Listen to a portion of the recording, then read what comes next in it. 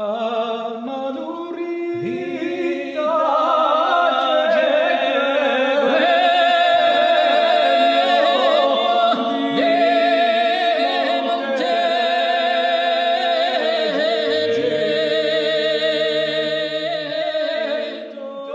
je suis Jean-Claude Acquavia, un des membres fondateurs du groupe Aviletta qui est né en 1978 en Balagne. Le groupe est né à l'initiative d'un jeune instituteur qui s'appelle Michel Frassad. Il avait pour objectif premier de contribuer, comme tous les autres groupes du Riaquisto, à la sauvegarde du patrimoine oral. Et puis très vite, on a eu envie évidemment de produire nous-mêmes des répertoires, d'émettre des idées, de donner une direction en quelque sorte à la musique en Corse. Et donc nous avons beaucoup travaillé sur de la création.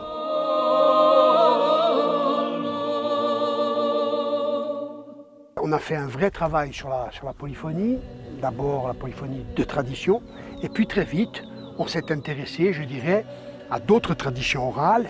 On s'est ouvert sur d'autres traditions géorgiennes, sardes, albanaises, grecques. Et on a essayé de concevoir un prolongement de notre tradition en fonction aussi d'influences diverses qui venaient d'autres pays.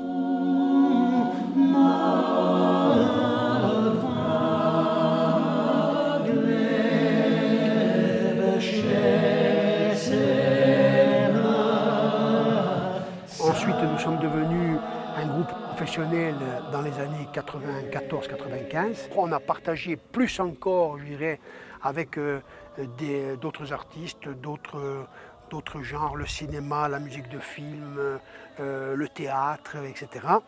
Et du coup, nous sommes devenus un groupe qui tourne beaucoup aujourd'hui sur le plan national et international, et un groupe qui est une sorte de proposition de musique contemporaine à partir de la musique traditionnelle.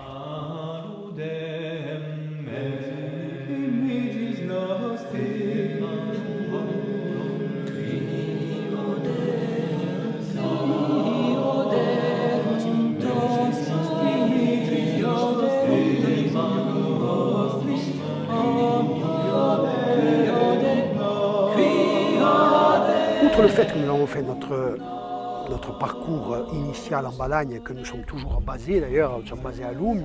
La Balagne, pour nous, c'est une région qui est extrêmement homogène, parce que c'est un territoire très ouvert. Il y a comme ça une vraie symbiose, je dirais, entre le littoral et l'intérieur des terres. Il y a un tissu associatif très puissant et dans lequel nous sommes parfaitement intégrés.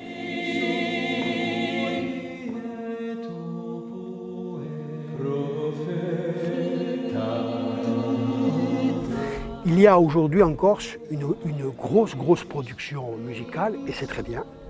Il y a des choses très diverses qui sont proposées au public, mais le petit inconvénient, c'est que, je dirais, il y a beaucoup de confusion dans les esprits, c'est-à-dire que sous le terme générique de polyphonie corse, on propose au public des choses qui sont extrêmement diverses.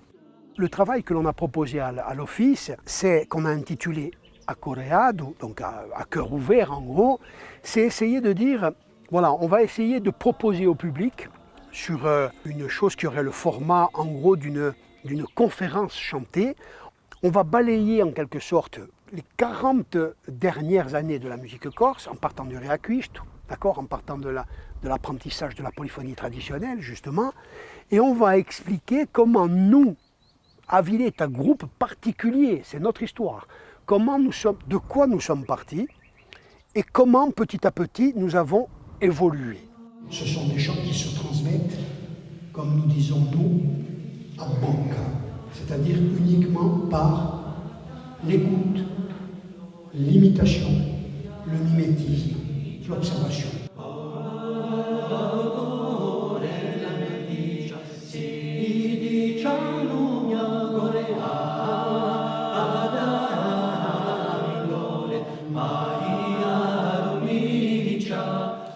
Cet accoreado est fait en hors saison. On fait sur avril, en général avril, mai, juin, septembre, octobre. Ça permet donc une rencontre en ce sens que Il y a des gens d'abord plus disponibles en règle générale qu'en juillet-août. Il y a des publics qui sont plus désireux, je dirais, d'aller aussi à la rencontre du patrimoine, y compris le patrimoine architectural. Donc ça, c'est l'autre avantage. Le troisième avantage, c'est qu'il y a aussi des locaux qui sont disponibles sur l'avant-saison et qui le sont moins sur l'été. Et on a permis au public de découvrir, par exemple, des fois des chapelles qui ne sont plus ouvertes au public, des endroits qui ne sont pas forcément des endroits où on chante. Hein, c'est le cas de la Poudrière à Calvi, c'est le cas du Stallo à Lama, c'est le cas de chez Tao, qui est un endroit patrimonial calvé fantastique dans l'ancien palais des évêques. Voilà. Donc ça permet au public de venir découvrir une chose pour essayer de mieux comprendre ce qu'est la musique corse actuelle, dans un cadre particulier, accueilli par des gens qui sont là pour partager leur expérience. Voilà. Et je dois dire que nous sommes heureux de ce travail avec les offices, parce qu'on a vraiment l'impression que, même au sortir des représentations, que le public est enthousiaste, parce que beaucoup de gens, y compris des gens qui nous suivent depuis 40 ans, qui disent « mais il y a plein de choses qu'on vient de comprendre seulement maintenant ». Voilà, et ça c'est bien.